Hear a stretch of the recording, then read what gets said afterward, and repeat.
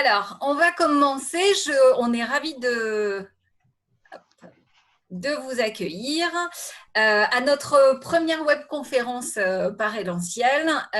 Donc aujourd'hui, il s'agit de vous faire connaître l'approche systémique, de vous en donner en tout cas les grands principes et puis de vous présenter notre formation certifiante à l'approche systémique.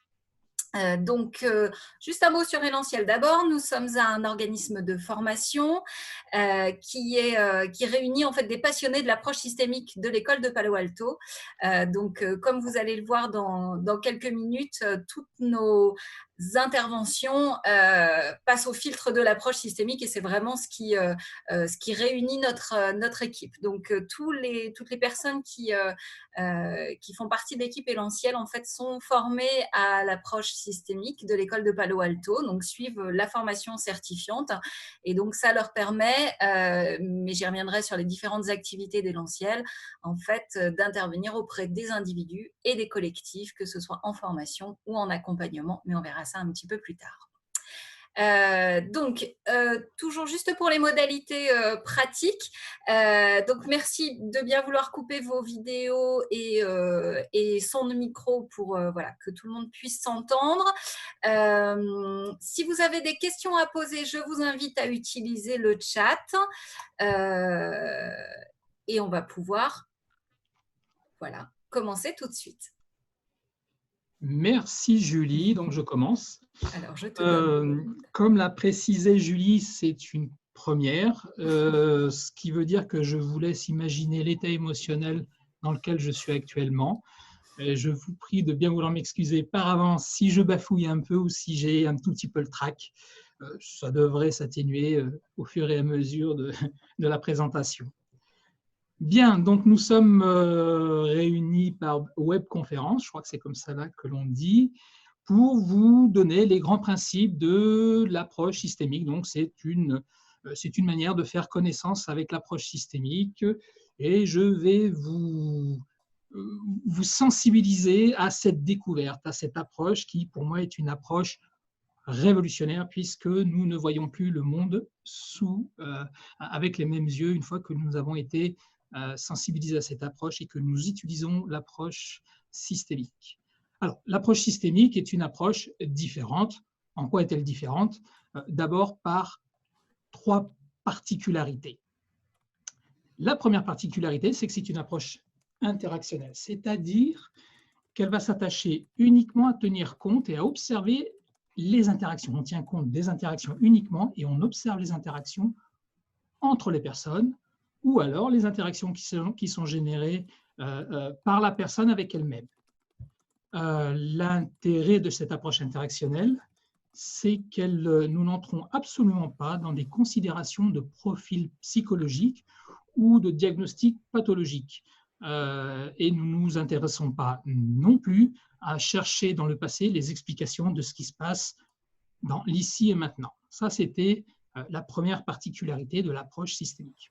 La deuxième particularité, c'est que c'est une approche pragmatique. Alors, en quoi est-elle pragmatique? C'est parce que tout simplement, elle est centrée sur le présent, sur ce qui se passe dans les interactions de l'ici et maintenant. Et dans cette dimension pragmatique, on ne se préoccupe absolument pas des jugements, des normes. Les jugements et les normes, ce n'est pas pragmatique. On essaye d'être le plus concret possible. Troisième particularité, donc première particularité, c'est une approche interactionnelle, c'est une approche pragmatique. Deuxième particularité, donc, et la troisième particularité, c'est que c'est une approche stratégique et paradoxale. Alors, en quoi est-elle stratégique et paradoxale? Elle est stratégique et paradoxale parce qu'on va se focaliser exclusivement sur ce qui fonctionne et ou qui ne fonctionne pas. Ça fonctionne très bien, ça ne fonctionne pas, alors nous allons tenter autre chose. Alors, l'approche systémique et paradoxale, par exemple pour un manager va être dans des situations bloquées, particulièrement difficiles à vivre parfois, être amené à prendre une posture ou à adopter une stratégie qui est totalement surprenante, qui va à l'inverse parfois même du bon sens, ou en tout cas c'est une posture qui n'est pas prévue dans le manuel du parfait manager, par exemple. L'intérêt d'opter pour une posture totalement surprenante, qui va à l'inverse du bon sens, c'est que très souvent, ça donne d'excellents résultats en termes de déblocage ou dans les situations complexes. Voilà. Excusez-moi. Julie, tu peux passer au slide suivant peut-être? C'est toi qui as la main, Calac. Sers-toi de... Je l'ai fait. Ah. Mais vas-y. Alors, attendez. En fait, il y a un temps, excusez-nous, il y a un temps de latence. Hop. Il y a un temps. Je suis désolé. Je rappuie. Attends, je vais rappuyer. Alors, attends. Non, bouge pas, bouge pas. Hop.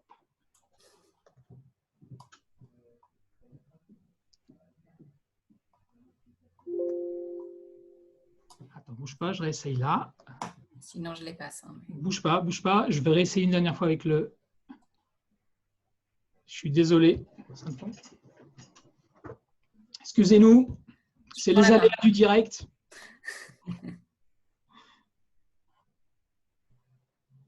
Vas-y, je laisse faire. Vas-y.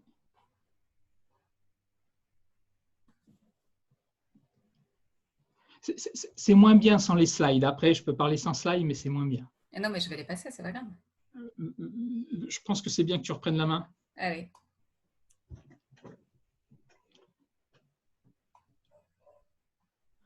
Alors, je touche plus à rien. Alors, je crois qu'on a perdu le partage d'écran, non? La réponse est oui. Hop, le voilà. Voilà. Encore une fois, toutes nos excuses pour ce petit bug. À toi de jouer. C'est une révolution pour nous. Alors, l'approche systémique, c'est l'art de changer de point de vue. Prenons l'exemple des Shadocks. Vous connaissez peut-être les Shadocks, en tout cas pour ceux qui sont un peu plus anciens, les seniors. Pour les petits jeunes, peut-être pas. Mais les Shadocks, ils avaient une particularité, c'est qu'ils pompaient, ils pompaient, ils pompaient. Ils ne savaient pas pourquoi ils pompaient, mais ils pompaient. D'accord ? Ici, si vous observez la vignette, nous avons un collectif. On va dire que c'est une organisation de travail. Et vous voyez que les gens s'épuisent à la tâche. Mais vraiment, hein, regardez bien les regards, regardez bien la sueur qui perle. Ce qui est sûr, c'est qu'ils pompent. Ils ne savent pas pourquoi ils pompent, mais il faut pomper.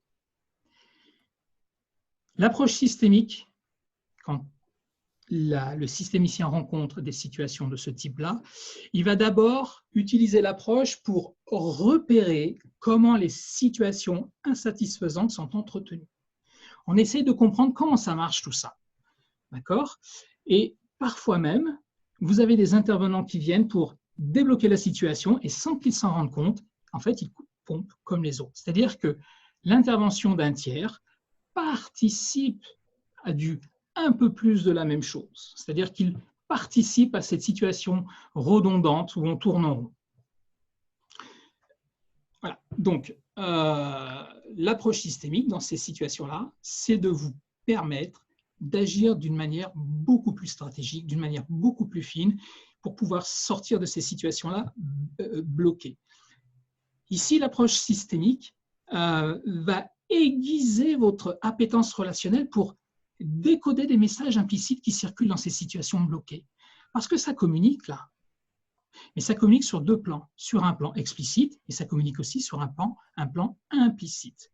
Donc, l'approche systémique va vous donner une appétence relationnelle pour pouvoir décoder ces messages implicites, ces messages qui échappent à la conscience, entre guillemets, de ces personnes-là. Ils n'ont pas conscience qu'il y a des choses qui circulent au niveau de l'implicite, entre les groupes, entre les personnes. Donc, on va développer une finesse de décodage et on va repérer les nuances, les subtilités relationnelles sur lesquelles il va falloir agir, interagir avec les éléments de cette organisation de travail. Agir dans l'idée qu'il va falloir mener une intervention de changement, bien évidemment. Julie, comme j'ai plus la main, s'il te plaît, le suivant. Hop. Alors peut-être juste, juste ça, juste pour se présenter peut-être. Donc je suis Julie Frering, je suis responsable du développement d'élémentiel. Je vous ai envoyé un message tout à l'heure avec le lien. J'admets d'autres personnes en attendant. Et puis la personne que vous reconnaissez peut-être, parce que là sur l'écran vous avez sa tête d'avant confinement, c'est Kala Abdelmomen, donc qui est votre voilà votre animateur aujourd'hui. Voilà, donc il est formateur chez Élémentiel, notamment sur l'approche systémique évidemment, et puis sur d'autres sujets qu'il aura peut-être le temps de détailler un petit peu plus tard, qui sont notamment l'interculturalité et le fait religieux, qui sont une de ses spécialités. Voilà, je te redonne la main avec la slide d'après. Merci Julie. Allez, un tout petit peu d'histoire. Nous n'allons pas rentrer dans les détails, mais on va s'attacher brièvement aux figures saillantes de l'approche systémique. À mon sens, première personne incontournable, c'est Gregory Bateson. Alors, Gregory Bateson, ce qui est important de savoir, c'est qu'il a participé aux conférences de Massy et il a découvert dans ce cycle de conférences les principes de la cybernétique et plus particulièrement de la notion de feedback et de système autorégulé. Ce sont des notions fondamentales, incontournables dans l'approche systémique. Alors, l'apport de Gregory Bateson, c'est son innovation, c'est qu'il a appliqué aux sciences sociales les principes de la cybernétique. Et ça, c'est quelque chose qui a été, dans le contexte de l'époque, révolutionnaire. Deuxième figure saillante, Monsieur Paul Václavic. Alors, ce qu'il faut retenir de Paul Václavic, dans le cadre de cette présentation en tout cas, c'est qu'il a développé une communication, une théorie de la communication humaine où celle-ci n'est pas expliquée comme un processus interne. Là, c'était révolutionnaire à l'époque, pardon. Ce n'est pas expliqué comme un processus interne qui provient du sujet, mais comme le résultat d'un échange d'informations qui trouve son origine dans la relation. Dire ça comme ça aujourd'hui, ça semble assez commun, mais dans le contexte de l'époque, je vous assure que c'était une véritable manière différente d'envisager la communication. Donc, l'important pour Paul Václavic n'est pas le mode de communication, n'est pas de savoir si ce mode de communication est conscient ou inconscient, par exemple, mais de cerner comment nous communiquons ici et maintenant et de quelle manière nous nous influençons les uns les autres. La communication, c'est l'art d'influencer l'autre.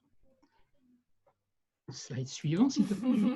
Merci. Alors, pareil, nous n'allons pas rentrer, voilà, Don Jackson, nous n'allons pas rentrer dans le détail des apports des uns et des autres. Qu'est-ce qu'il faut remarquer ici? Il faut remarquer ici que vous avez là les pionniers de l'approche systémique. Vous avez Don Jackson qui est un psychiatre, Jay Haley qui est un thérapeute familial, vous avez Milton Erickson qui est un psychiatre, et vous avez John Wickland qui est chimiste. Premier constat, alors on n'a pas mis toutes les figures importantes. Premier constat, c'est qu'en fait l'approche systémique se nourrit d'approches pluridisciplinaires. Deuxième constat, c'est que cette approche systémique a d'abord été développée dans le champ des sciences sociales et plus particulièrement dans le domaine clinique et thérapeutique. Sauf que ce mode d'intervention, ce mode de résolution de problèmes a montré très vite son efficacité et a séduit très vite les organisations de travail, le monde du travail si vous préférez. C'est-à-dire que ce qui a séduit les organisations de travail ou autres, même les organisations politiques, par exemple, c'est la rapidité avec laquelle le changement intervient quand on utilise cette approche. Donc, je le répète, dans un premier temps, sciences sociales, plus particulièrement dans le domaine clinique ou thérapeutique, et petit à petit, on va dire que la réputation a fait que, on va dire comme ça, très vite, ce modèle s'est développé dans d'autres domaines des relations humaines. Le slide suivant, s'il te plaît. Alors, L'approche systémique, c'est un autre paradigme. Alors, un paradigme, c'est, pour faire très simple, c'est une représentation du monde, c'est une manière de voir les choses, c'est un modèle cohérent de vision du monde qui repose sur une base très définie. Okay. Dit autrement, c'est un cadre de référence. Donc, c'est un paradigme qui vient... Alors, je veux bien que tu enlèves juste le systémique de notre... Voilà, merci. C'est un paradigme qui arrive dans un contexte qui est le contexte du paradigme cartésien. Ce qu'il faut savoir, c'est que là où c'est devenu une révolution, c'est que depuis Descartes, nous sommes sur un modèle, je vais très vite, hein, bien évidemment, nous sommes sur un modèle de décodage du réel qui est centré sur l'individu, sur les éléments, un élément que l'on va découper en autant de sous-parties. Le deuxième point, c'est qu'on est sur une dynamique, notamment avec la démarche freudienne, sur une dynamique introspective. Nous sommes sur une dynamique de causalité linéaire. Alors, causalité linéaire, qu'est-ce que ça veut dire? Vous avez un élément A qui agit sur B et ça produit l'élément C. C'est ça, de façon très schématique, la causalité linéaire. Et nous sommes sur un paradigme, donc le paradigme cartésien, où on va essayer de comprendre le pourquoi les choses sont comme ça. Ça marche? Là où le paradigme systémique, s'il te plaît, Julie. Ah, voilà. C'est qu'avec le paradigme systémique, on va porter notre regard sur une vision, on a une vision beaucoup plus large, on est sur une vision centrée sur les systèmes. Alors, qu'est-ce qu'un système? Très simplement, c'est un ensemble d'éléments en interaction, organisés d'une certaine manière dans un contexte précis. D'accord? Donc, on n'a plus une vision centrée sur l'individu, mais sur des interactions, sur des systèmes, sur des façons d'organiser les choses. Et donc, on porte notre attention sur les interactions, comment ces interactions se régulent, s'autorégulent, comment ça marche. D'accord? Tout à l'heure, je disais, la particularité de l'approche, c'est que c'est une approche qui n'est pas centrée, qui ne tient pas compte des valeurs, des normes. Ce sur quoi nous portons notre attention, ce sur quoi nous focalisons, c'est sur le comment fonctionnent les relations. D'accord? Et à partir de là, nous sommes très, très sensibles au principe de construction de réalité. Comment les gens se fabriquent leur réalité. Autre point que le paradigme systémique nous amène à être très, très pertinent, c'est que nous analysons les choses sur le principe de la causalité circulaire. Donc, je rappelle, la causalité linéaire A plus B entraîne C. Le paradigme systémique avec la causalité circulaire, c'est A agit sur B, mais B, en retour, interagit sur A, qui A interagit sur B, et ainsi de suite. D'accord ? Autre point concernant le paradigme systémique, c'est que, comme je l'ai dit précédemment, c'est qu'on va s'intéresser non pas à la genèse des choses, mais on va porter notre attention à voilà comment ça fonctionne, voilà comment est organisé le système. On ne va pas chercher l'historique du système, on va pas chercher l'historique de la construction du système. Nous allons nous focaliser sur vers quoi tend le système. Ce mode d'organisation, quel est son équilibre et est-ce qu'il tend vers un équilibre ou est-ce qu'il tend vers autre chose que l'équilibre? Voilà, je veux bien que tu passes.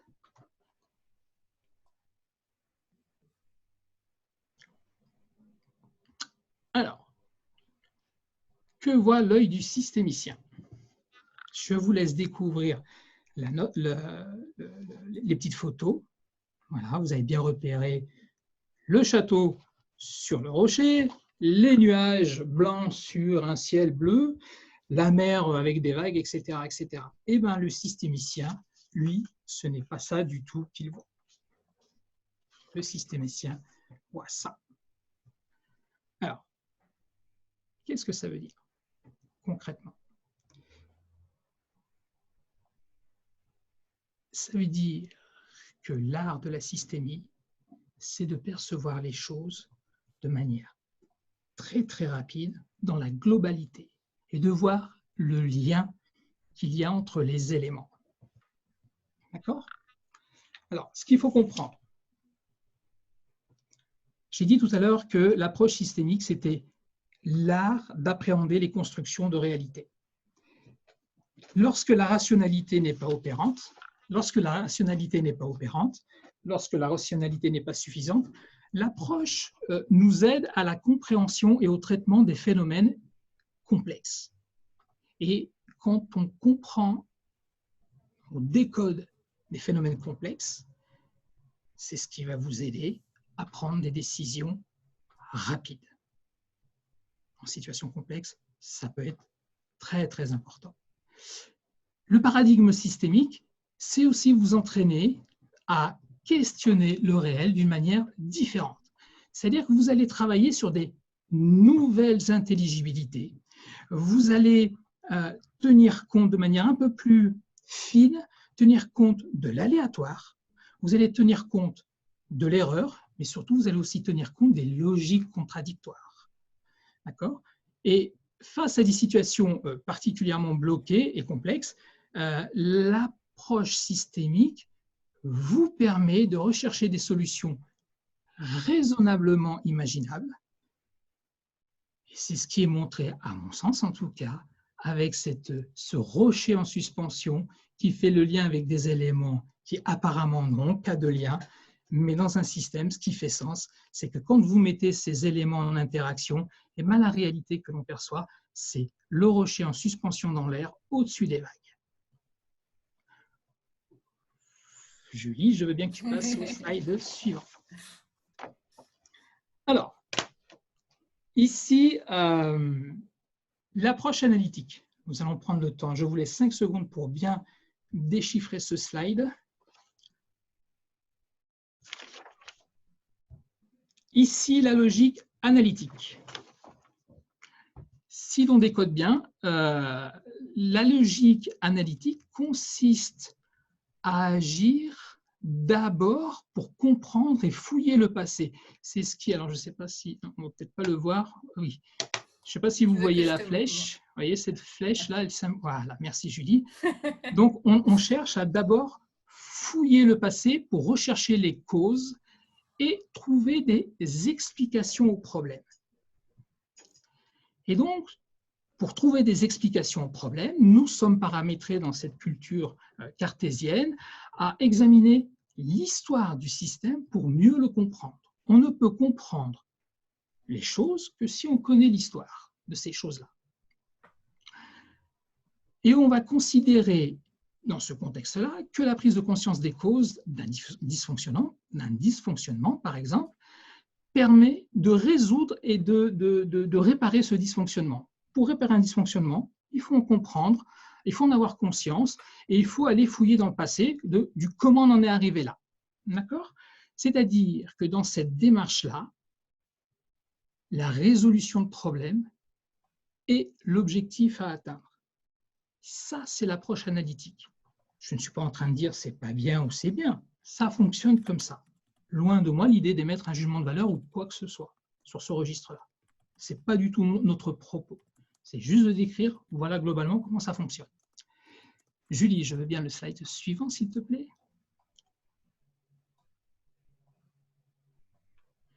Pareil, je vous laisse, comme nous sommes en visioconférence, je vous laisse le temps de regarder ça 5 secondes. Alors, à l'inverse, la logique systémique insiste sur le fait qu'il faut se détacher du problème. Alors attention, détacher du problème, bien évidemment, il faut que l'on ait dans un premier temps une vision très claire du problème d'un point de vue systémique. Alors la vision claire d'un problème d'un point de vue systémique, c'est d'être en capacité de dire qui fait quoi, à qui, comment. C'est être dans une définition ou une description du problème, non pas dans le passé, mais à l'instant T où vous rencontrez la situation. Donc, à l'instant T où vous rencontrez la situation, vous devez prendre le temps de bien cerner les interactions qui sont générés par ce problème. Donc, qui fait quoi, à qui, comment, dans quel contexte. Et dans l'ici et maintenant. Une fois que vous avez fait ça, la logique systémique consiste dans un premier temps à se détacher du problème, même si vous avez pris le temps de le définir, pour vous consacrer prioritairement à ce que le système dans lequel se manifeste le problème pourrait obtenir si le problème n'existait pas. Si on dit différemment, si le problème ne faisait pas obstacle. Donc, avec l'approche systémique, quand on rencontre une situation problème, il s'agit de bien faire préciser ensuite qu'est-ce que l'on cherche à atteindre une fois que le problème sera résolu. C'est-à-dire que là, vous allez repérer dans les processus en cours les leviers d'action pertinents qui vont vous permettre de construire une stratégie afin d'atteindre un objectif. C'est-à-dire, dans ce contexte-là, le problème, c'est d'abord chercher à atteindre un objectif. Dit autrement, l'objectif, c'est qu'est-ce que l'on atteindrait, vers quoi on irait s'il n'y avait pas le problème. Bien évidemment, si je suis passé un peu rapidement sur ces points-là, je pourrais répondre à des questions s'il y a des questions. Julie, s'il te plaît. Juste avant, il y avait une question. Donc, la présentation est enregistrée. Évidemment, vous recevrez le lien vers la vidéo et vous recevrez les slides également après la présentation. Je te laisse poursuivre. Tu viens de me perturber. Donc, c'est enregistré. C'est enregistré. Je vous le dis tout de suite, je ne vais pas me voir parce que je vais voir repérer tous mes défauts. Alors, comme je l'ai dit précédemment, c'est une première.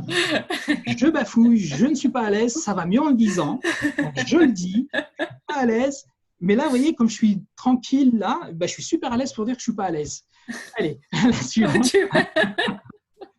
À la suivante. Je vous promets que la prochaine fois, d'ailleurs, je vous invite à la prochaine présentation. Il y a beaucoup de choses que je vais rectifier, ne vous inquiétez pas. Après, on a les systèmes. La vision systémique, très clairement, qu'est-ce que c'est? C'est de repérer des éléments dans quelque chose de très précis qu'on appelle le contexte, hein, ce qui est délimité là en pointillé, alors, le contexte, l'environnement, etc. Ça, c'est la vision simple.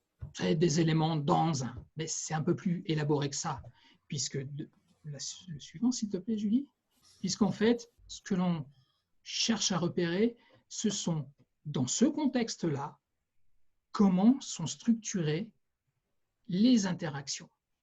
Donc, vous voyez, entre la première image et la deuxième image, il y a une petite nuance. C'est que, à regarder les interactions, regardez bien ma démonstration, s'il vous plaît, à regarder les interactions, en étant quelque part en position méta, nous avons accès à quelque chose qu'on appelle, alors je vais aller un peu vite, à une métacommunication, c'est-à-dire que nous avons accès à une information d'un niveau supérieur qui, en général, échappe aux éléments du système. C'est ce que l'on a essayé de symboliser par cette troisième figurine. Alors vous allez me dire, c'est très... Ah, trop vite. C'est pas grave. Alors vous allez me dire, c'est bien gentil tout ça, mais ça commence à devenir très géométrique, théorique. Je vais essayer de dire la même chose, mais vraiment, je vais essayer avec quelque chose qui se veut humoristique. Donc, si jamais c'est pas marrant, vous me le dites et on change de temps. Regardez bien ce que ça donne. Voilà. On est formé à l'approche systémique, on y est allé un peu vite, on est persuadé qu'on... Ouais, super, j'ai tout compris. Donc là, il y a un système, c'est le bocal, le système bocal, aquarium, si vous préférez, c'est plus joli. Quand on a le regard un tout petit peu plus aiguisé, on se dit, ouais, ok, il y a un système qui s'appelle l'aquarium ou le bocal, mais en vérité, ce système, il est composé de 2 sous-systèmes au moins. Alors, si on était en présentiel, je dirais, je ferais une espèce de petit tour de table comme ça, puis en général, je dis oui, c'est bien, et en général, les gens repèrent très vite les sous-systèmes. Par exemple, le premier sous-système sur lequel on pourrait éventuellement focaliser notre attention, c'est qu'il y a un élément aquatique, On pourrait dire que ça, voilà, c'est un sous-système. Et puis, il y a un élément plante verte et petits cailloux, petites billes de toutes les couleurs. Pourquoi pas? Puis d'autres diront, non, non, c'est un système composé de deux sous-systèmes où vous avez deux poissons qui tournent en rond et un poisson qui fait du surplace et qui a l'air de... qui ouvre la bouche et qui la ferme. Voilà. Donc, pour ceux qui sont un peu calés en poisson, ils respirent tout simplement. Hein. Ils font passer l'eau par ses branchies et c'est tout. Ouais. Mais la finesse de l'approche systémique, c'est de considérer le système en interaction avec... Ne passe pas au slide suivant, s'il te plaît. Je maintiens le suspense. Voilà. Mais c'est de considérer le système, composé de sous-systèmes, pas de problème, mais en interaction avec d'autres sous-systèmes. Et parfois, on se rend compte que le comportement des éléments du système sont, je dirais, calibrés, paramétrés, influencés par un autre sous-système ou système.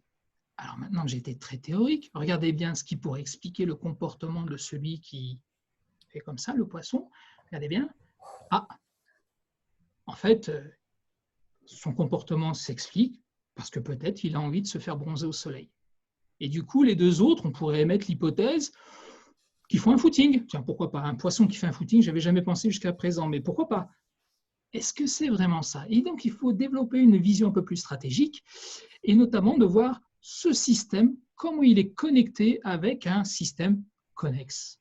Et là, Julie, ils ne font pas leur footing. Ils sont juste en état de panique parce qu'il y a Matou qui convoite avec gourmandise son 4 heures. Voilà. C'était la petite note. Bande dessinée. Voilà.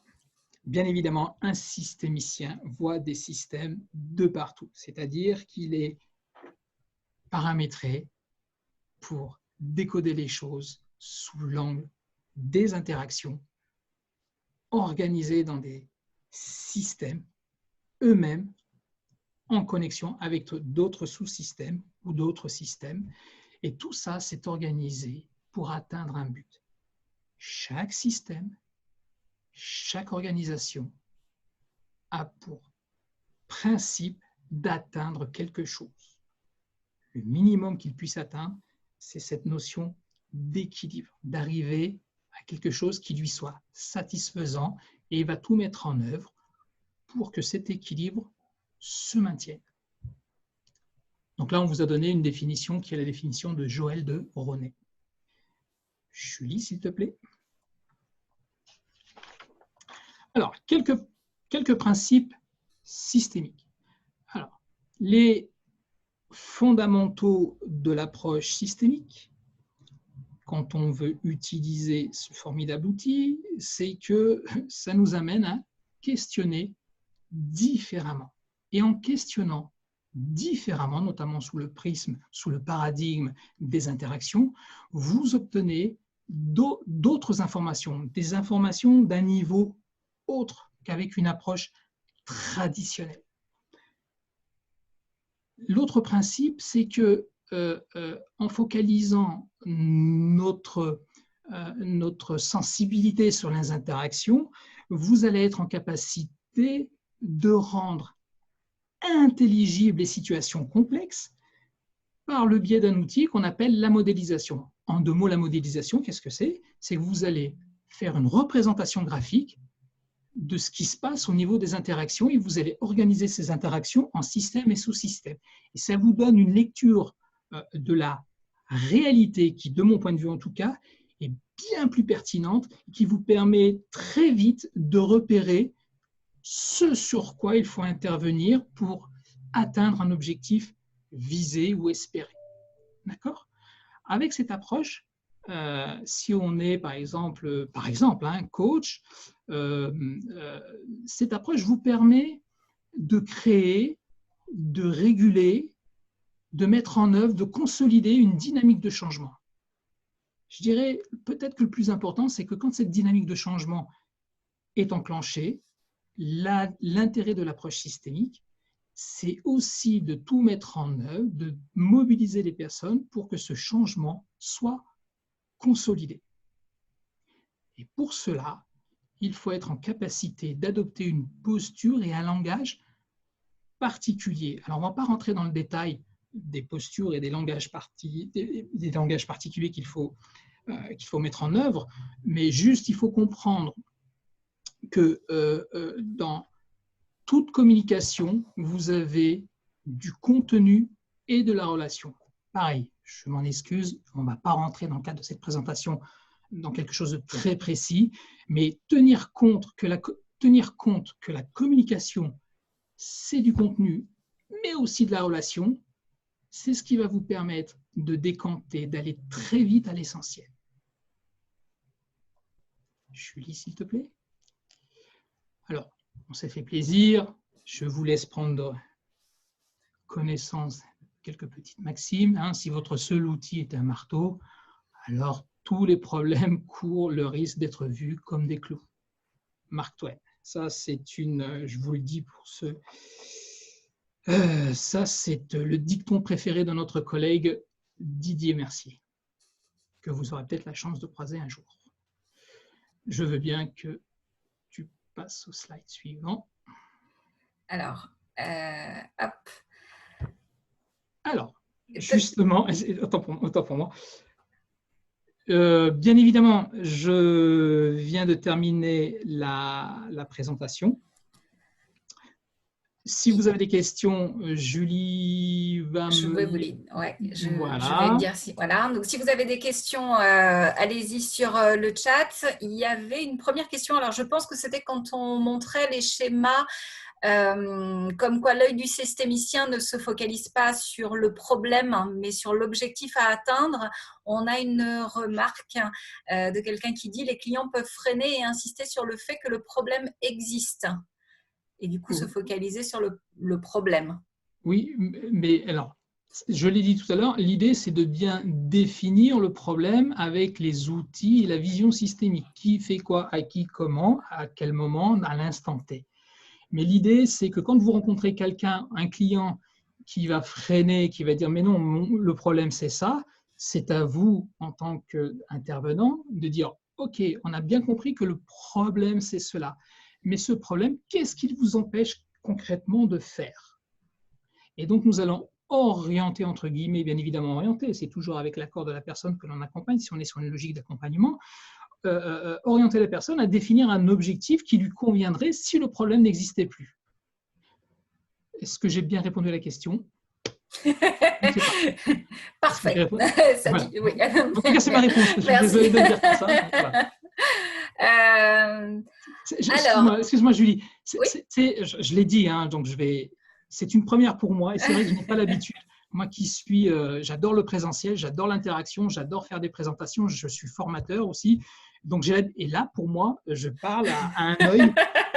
Je parle et je lui dis, mais je n'arrive pas, regardez, c'est systémique, je n'arrive pas à mesurer l'impact de ce que je dis. Donc, du coup, j'ai l'impression de dire une bêtise. Je suis désolé, je le dis comme ça. Alors que ce n'est pas une bêtise, je vous rassure. Mais la personne qui a posé cette question, je ne sais pas si elle est satisfaite ou pas. Alors, oui, absolument. Elle m'a rassuré, elle est gentille. Je ne sais pas mais je vous embrasse. Voilà, il y a d'autres gens aussi qui te disent de ne pas t'inquiéter, tu es très clair. Et voilà, tout est parfait. Merci. Je peux boire une gorgée de café, ça ne vous choque pas. Une autre question. Comment distinguer la posture entre un accompagnement individuel et un accompagnement collectif?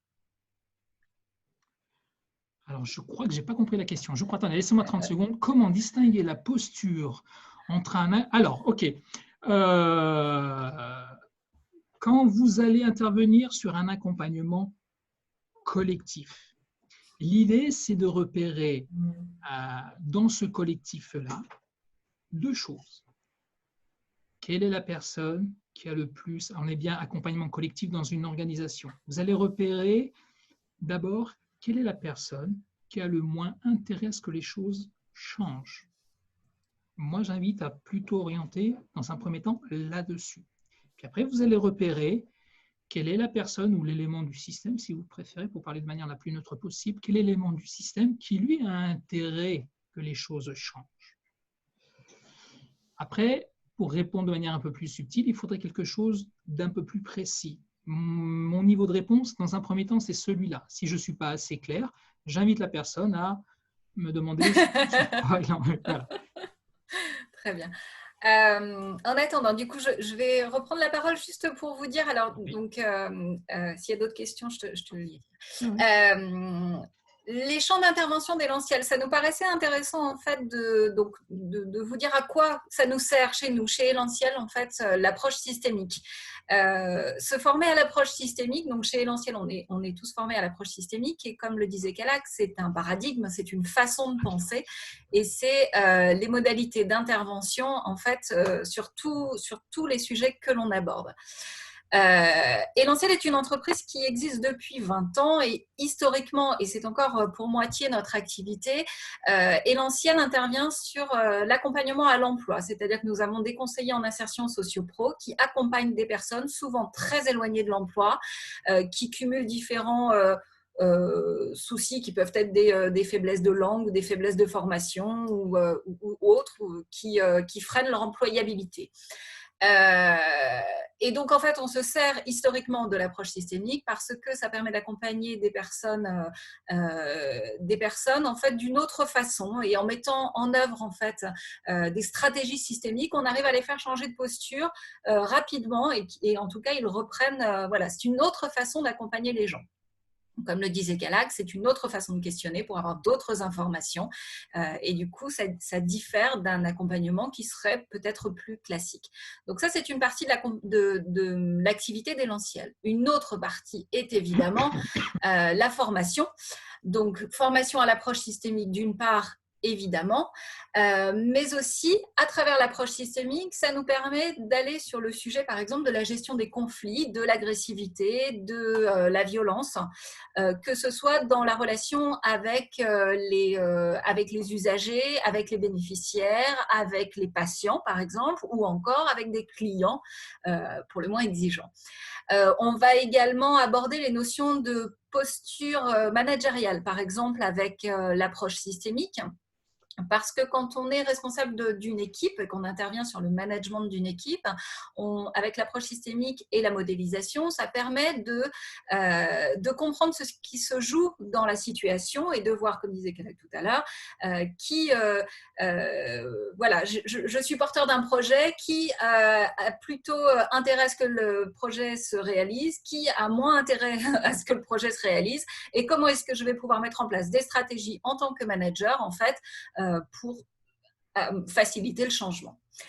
On travaille aussi sur le management du fait religieux, donc toujours à travers l'approche systémique. Et là encore, c'est une question de posture quand on est manager entre les directives et la posture de l'organisation, par exemple en termes de laïcité, et puis moi en tant que manager opérationnel face à mes équipes sur le terrain, voilà, comment est-ce que je me positionne et comment comment est-ce que je me fais le relais d'une politique et comment est-ce que je la mets en lien avec ce qui se joue dans les situations qui peuvent être identitaires, qui peuvent être simplement des rapports de force aussi par rapport à l'organisation. Voilà, c'est comment en tant que manager, j'ai bien dit, je vois Kalak qui acquiesce, comment en tant que manager, voilà, je me positionne par rapport à tout ça. Et encore une fois, avec l'approche systémique, ça permet d'avoir une vision plutôt éclairée en fait, de ce qui se joue dans ces situations.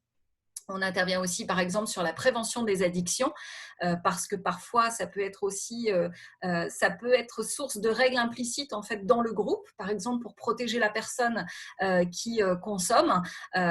Voilà, on va peut-être parfois le mettre de côté, faire son travail à sa place, mais du coup, voilà, il y a des choses qui se mettent en place en termes de système et d'organisation de travail qui sont liées à l'addiction. Donc, sur le plan systémique, c'est une lecture un petit peu différente en fait de ce qu'on a l'habitude de voir sur ce sujet-là.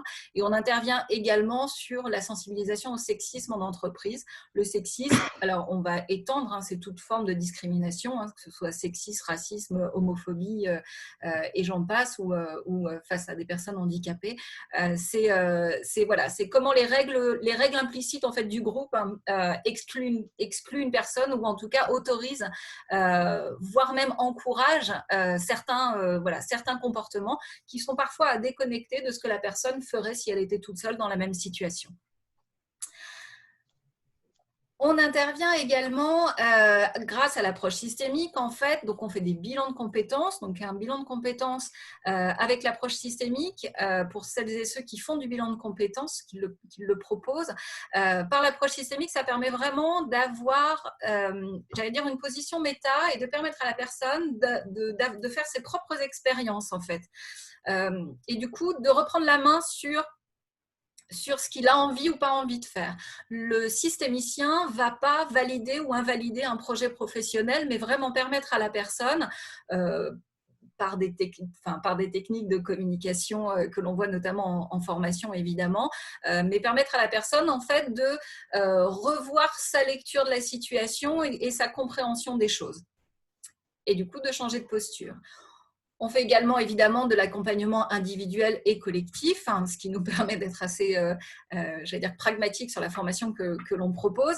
Donc que ce soit pour motiver, que ce soit pour faciliter le changement, que ce soit pour gérer des conflits, pour développer le bien vivre ensemble, c'est se donner des règles communes, ou pour coacher des individus, que ce soit sur la posture du manager par exemple, ou sur une prise de poste, etc. Et puis enfin, on fait des audits systémiques. Alors un audit systémique, ce n'est pas au regard d'un référentiel, est-ce que la structure fait bien ou fait pas bien.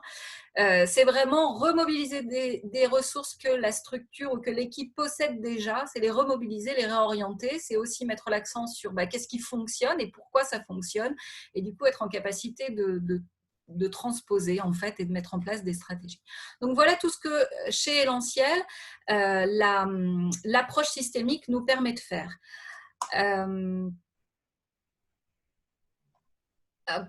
Je lis juste une question.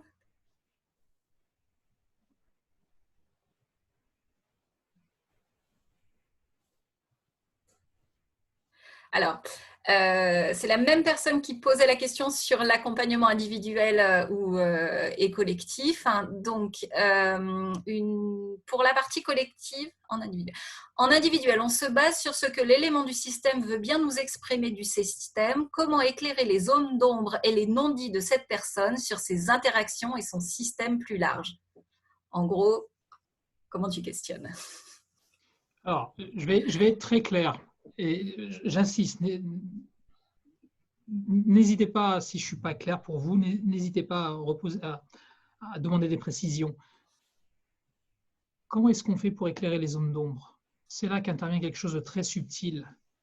C'est ce qu'on appelle le calibrage relationnel.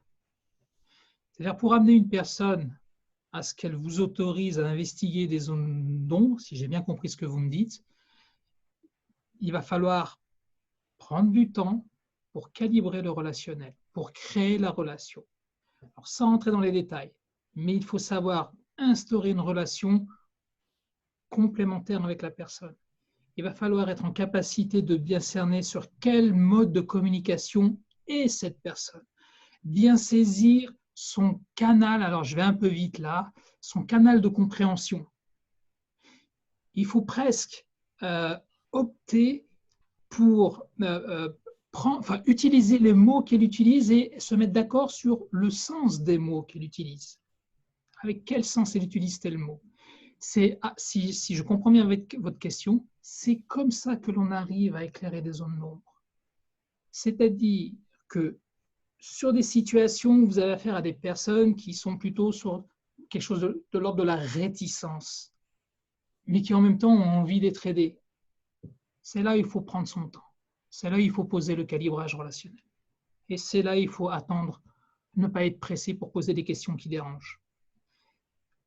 Parfois, vu d'extérieur, on dit mais c'est une perte de temps de prendre son temps. Non, c'est parce que vous allez prendre le temps de poser la relation que vous allez en gagner par la suite.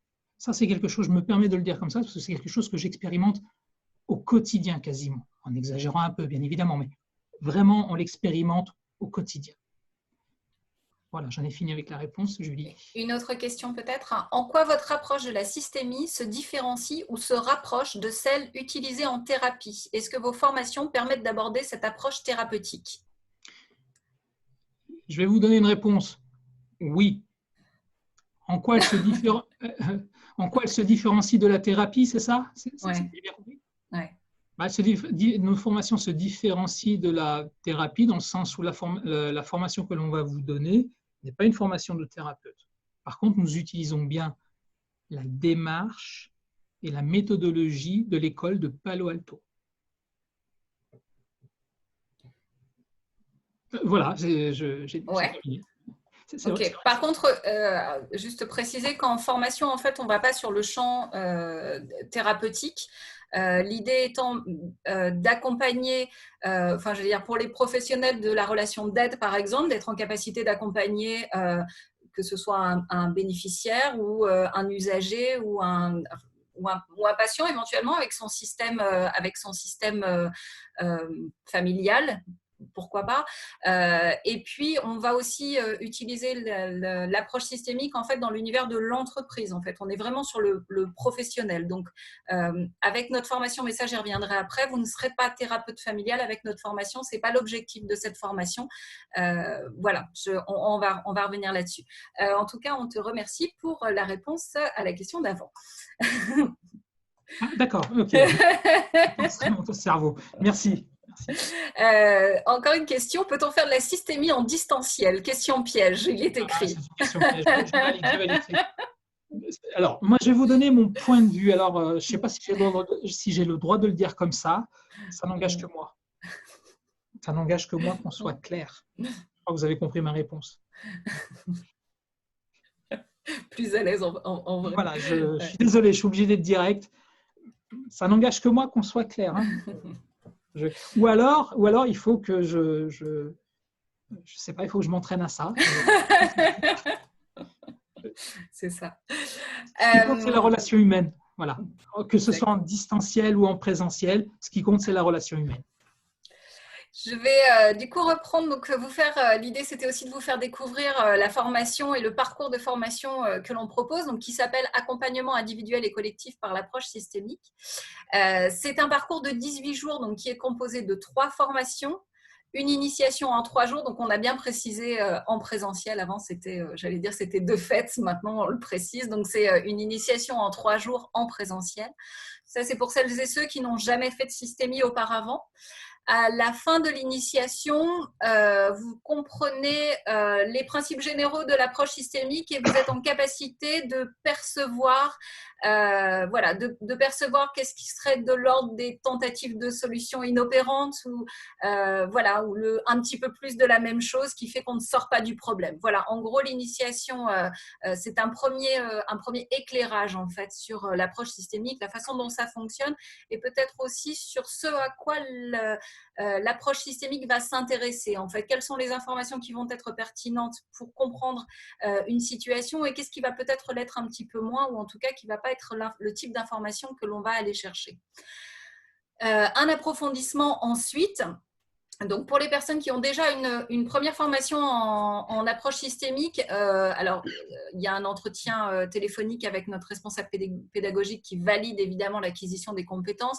Mais pour les personnes qui ont déjà eu une première formation en systémie, ils peuvent intégrer directement la formation à l'approfondissement. Donc, l'approfondissement, c'est 6 jours en présentiel. Donc, c'est par module de 3 jours, donc 3 jours plus 3 jours.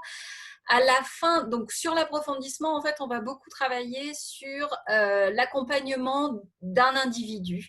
Quelle est la posture de l'accompagnant? Quelles questions on va poser pour quelle information, en fait, quelles questions pour quelle information.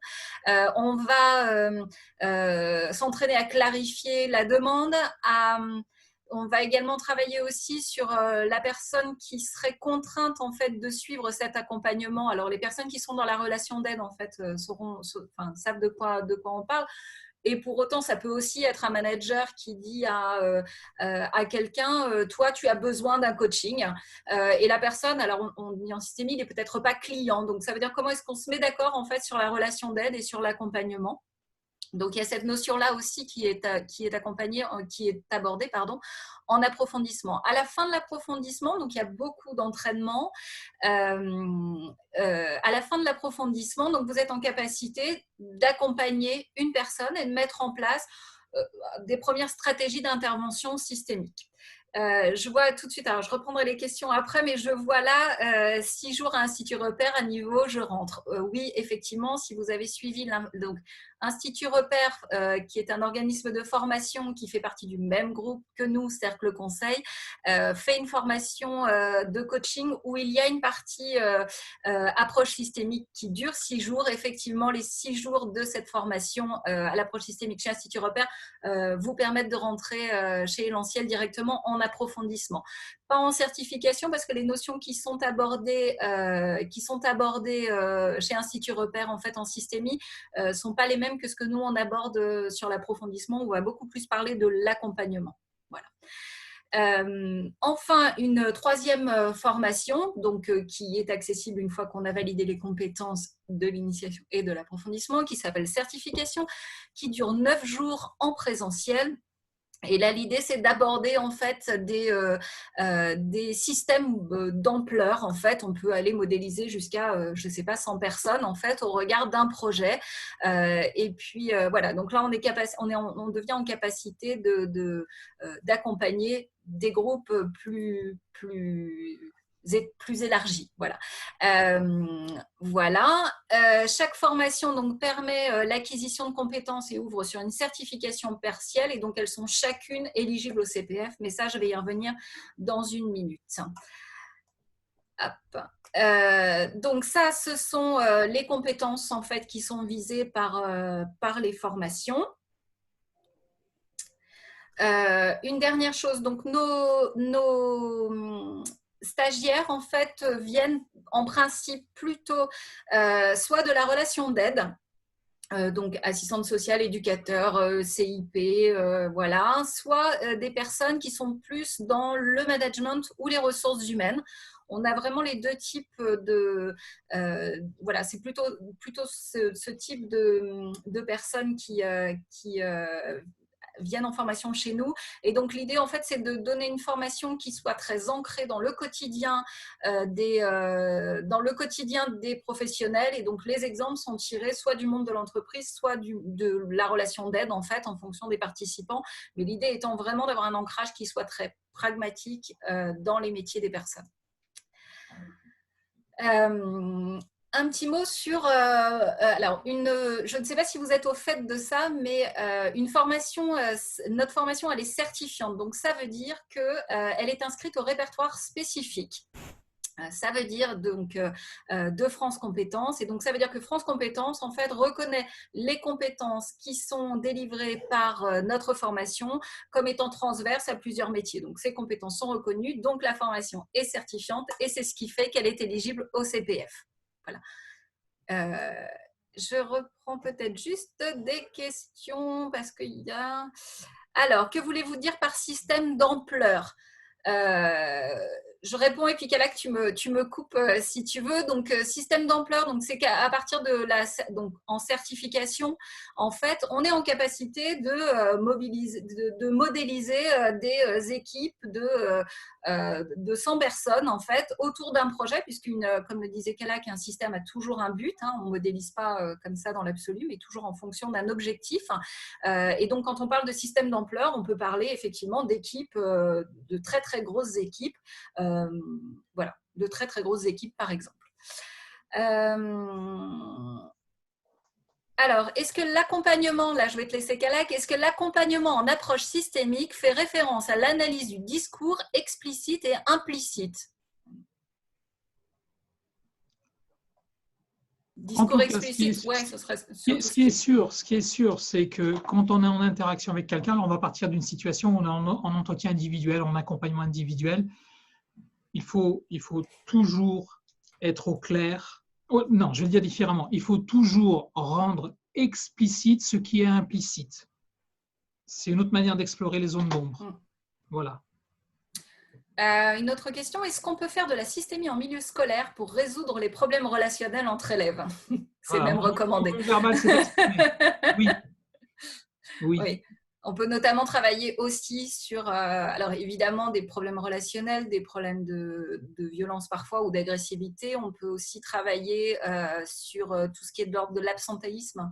Voilà, la systémie a beaucoup investigué en fait effectivement le milieu scolaire et en tout cas il y a vraiment des stratégies à mettre en place. Voilà, c'est vraiment pertinent. Excuse-moi, pour compléter ce que tu dis, Julie, en fait, l'approche systémique s'applique à tout type de relations humaines. Vous avez de l'humain, vous pouvez mettre en œuvre l'approche systémique. Voilà. Ok, donc je pense qu'on… Voilà, c'est bon, je suis à jour sur les questions, il me semble. Sinon, faites-moi… qui chez Elentiel l'utilise en milieu scolaire? Alors, nous, on travaille en milieu scolaire, pas directement. On a des stagiaires, des participants à nos formations certifiantes qui, eux, travaillent en milieu scolaire. Nous, on intervient notamment, par contre, dans un champ un petit peu différent qui sont les missions locales, en fait. Donc, sur l'accompagnement de jeunes, alors soit peu qualifiés, soit complètement en dehors du système, en fait, vers l'emploi, en fait, et vers la réintégration j'allais dire, d'un parcours. Oui, on a une personne qui sera bientôt en formation chez nous et qui dit oui, je suis concernée par le scolaire. Donc voilà, typiquement. Voilà.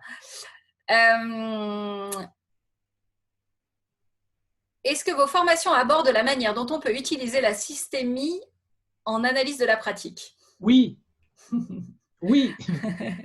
Alors, nous, on fait de l'analyse de la pratique, en fait, chez Elentiel. Pour autant, on a appelé ça formation. Alors, c'est de l'étude de situation par l'approche systémique.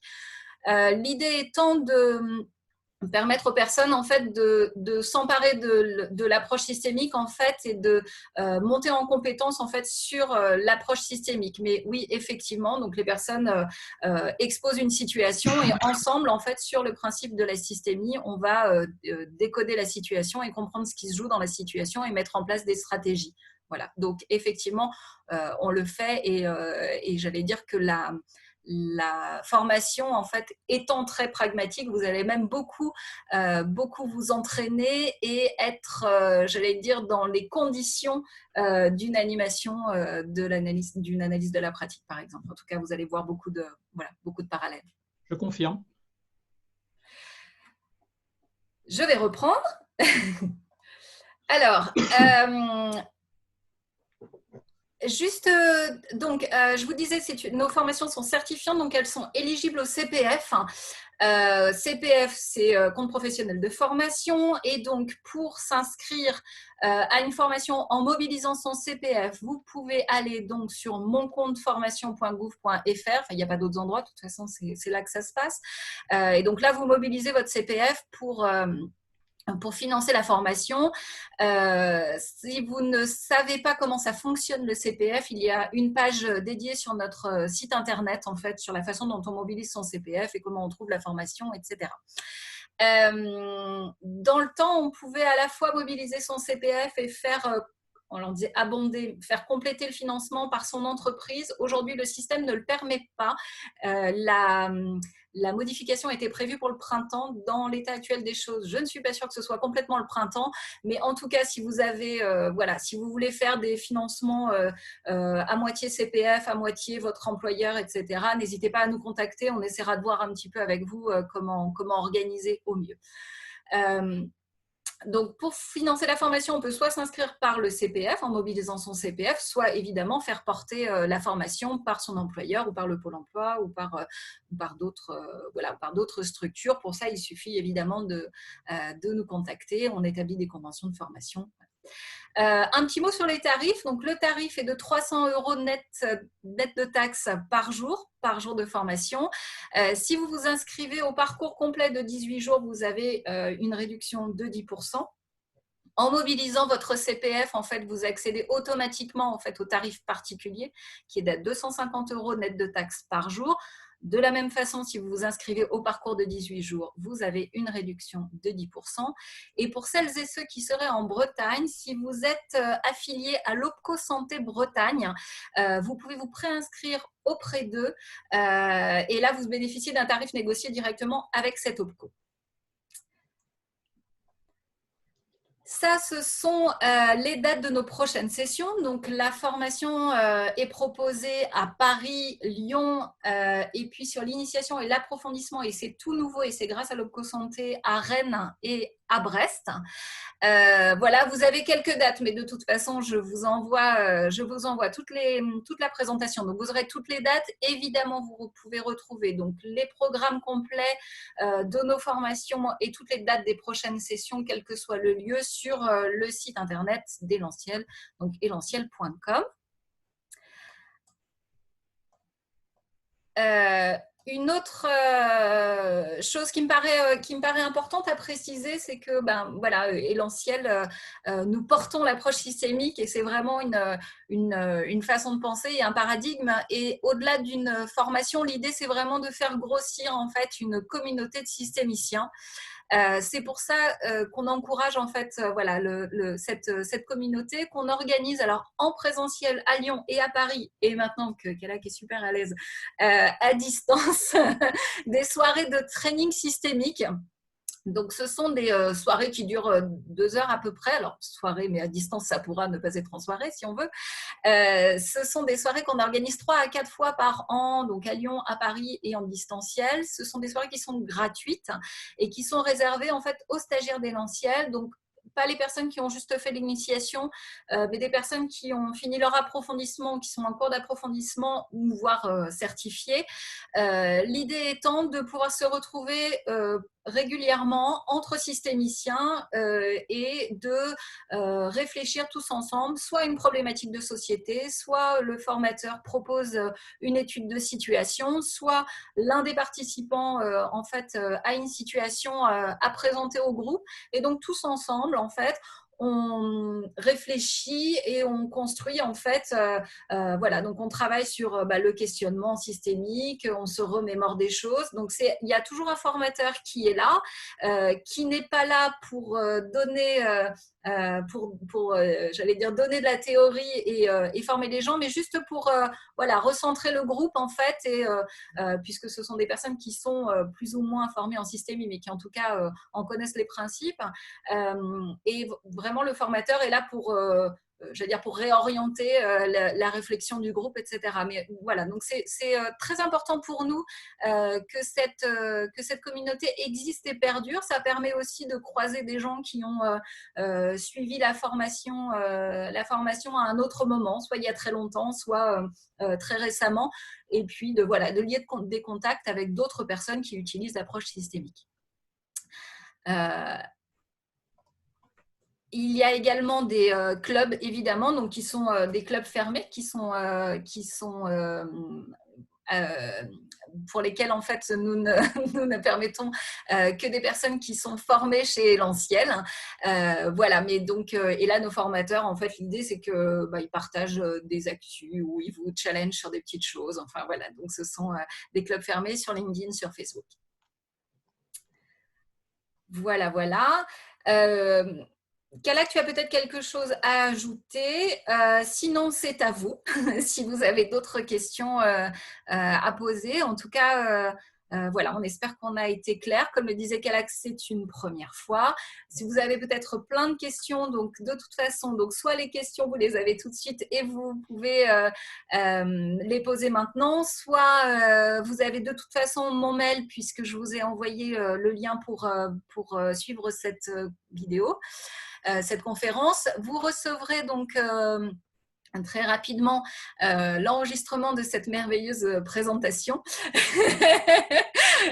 Évidemment, vous recevrez également l'ensemble des slides et peut-être un petit questionnaire aussi, juste pour nous dire ce que vous en avez pensé, les points d'amélioration, et voilà, et ce que vous n'avez peut-être pas eu comme information et que vous auriez aimé avoir.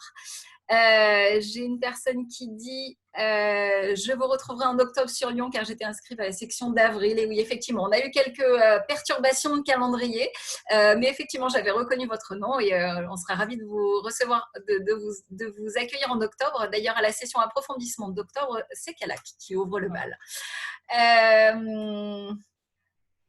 Je regarde s'il y a d'autres...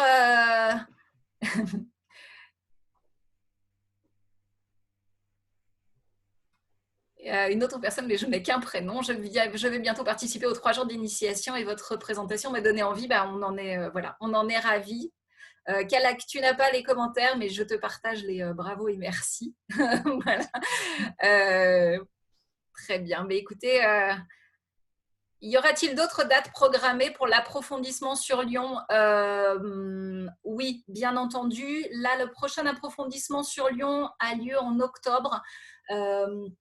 En fait, on avait un parcours qui était lancé en début d'année et puis nous avons subi, comme tout le monde, l'actualité qui a fait qu'on a dû revoir un petit peu les calendriers, donc supprimer des sessions, en ajouter, etc. Donc, le prochain approfondissement est en octobre. Je pense que les prochains, alors sauf si on arrive à monter un groupe, mais les prochains approfondissements à Lyon auront lieu en 2021. Mais si toutefois vous êtes plusieurs à être intéressés, n'hésitez pas à m'envoyer un petit mail. Et puis si on a un groupe suffisant, il n'y a pas de problème, on pourra ouvrir une session. Voilà, le calendrier ne cesse de bouger. Voilà, écoutez, je pense qu'on en a terminé. En tout cas, je vous remercie pour votre attention et au plaisir de vous croiser, systémicien ou futur systémicien, au gré de nos prochaines rencontres. Et puis donc, assister à la prochaine présentation de Kalak qui sera merveilleuse. Au plaisir de vous croiser, donc de vous rencontrer. Au revoir et merci. Au revoir.